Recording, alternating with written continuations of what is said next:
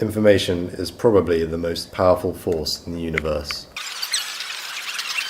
On a very, very, very simple level, information can be as little as positive or negative, on or off, yes or no, 1 or 0. That might not sound like much, but with two states, you can portray any type of information.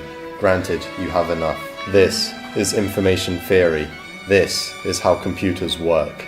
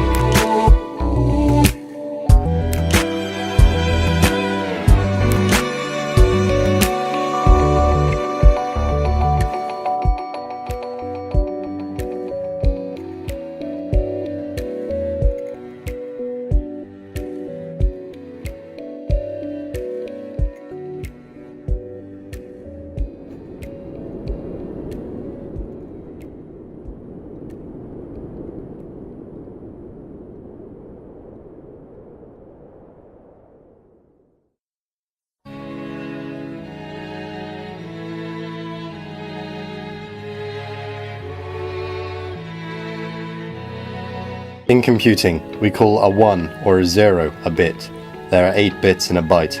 Your average 1 terabyte hard drive has 1,099,511,627,775 bytes. That's 8,796,093,022,208 instances of either a 1 or a 0. Somewhere in that intricate system, something will go wrong. Do you know what incorrect editing is? What? Glitch art is the term given to art created by making breaks in computer systems. Disturbances in electronics from as far back as the 1970s have frustrated and wondered people, from a perhaps elite few to the masses thanks to the rise of the internet. Glitch art has risen as a new form of art. Some people say that it has no meaning. Abstract colours and shapes leave little to imagine.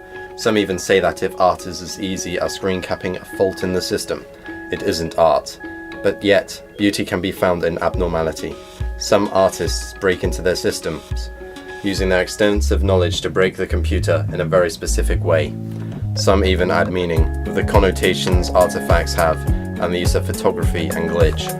With the use of fragments of emails, messages, and even personal data, the artist can show a very real side to their art. Personal, social, and political ideologies can be thrown around with glitch as much as any other art form. Glitch art can be achieved in two ways: finding it in the wild or a set of processes called data bending. Data bending is the process of breaking into a piece of media, finding the information that makes it up, and messing with it. That is what I'm about to do. Making computer programs would be impossible with the amount of information you would have to sift through if you were coding at the bit level. Instead, computers are layered with code. Each level of encoding makes the information a little easier to read. You could look at it like this. Behind an image is a set of instructions that the pixels in your monitor read, and then spit out the image. Behind those, a set of instructions on how to write the instructions. Eventually, we get back down to the ones and zeros. If you were to tamper with a set of instructions to bake a cake, then when that cake was made, it would be made in a different way to the way the instructions said it should before they were tampered with. So if I was to break into the information that tells my computer how to read an image and delete lines of code, the computer would read that image differently. That is one method. It's called incorrect editing, opening a file up in a piece of software intended for a different file format. It works with other programs and files too, opening image files in audio editing software, for instance. Another word for this is reinterpretation. There are other, more technical ways of bending data too. Forced errors are when files are coded specifically to come out broken. This requires a lot of technological know-how. In fact, it is this that makes glitch art somewhat hard to interpret. As shown earlier, not many people are aware of glitch as an art form. There is much debate whether it is in fact an art form for that matter.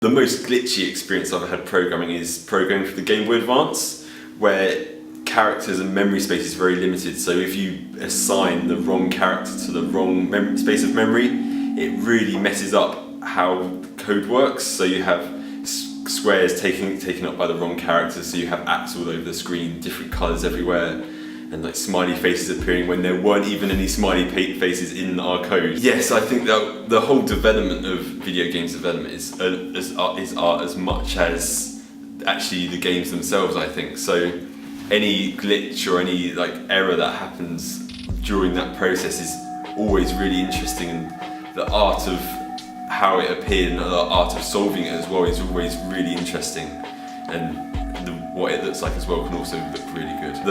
Every glitch represents something that wasn't found in the code, and it also represents a process that someone has undertaken to find that glitch and expose it in a way that causes such problems that the programmer didn't expect.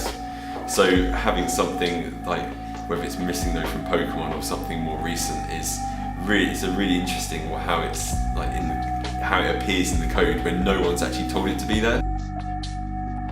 Computers were invented to process documents and do scientific calculations. A desktop are folders and files. To experiment creatively with such a device is to work against the material. By working with the grain of the current media, glitch deconstructs artworks looking for meaning, celebrating uncertainty, mishap, and creative misuse.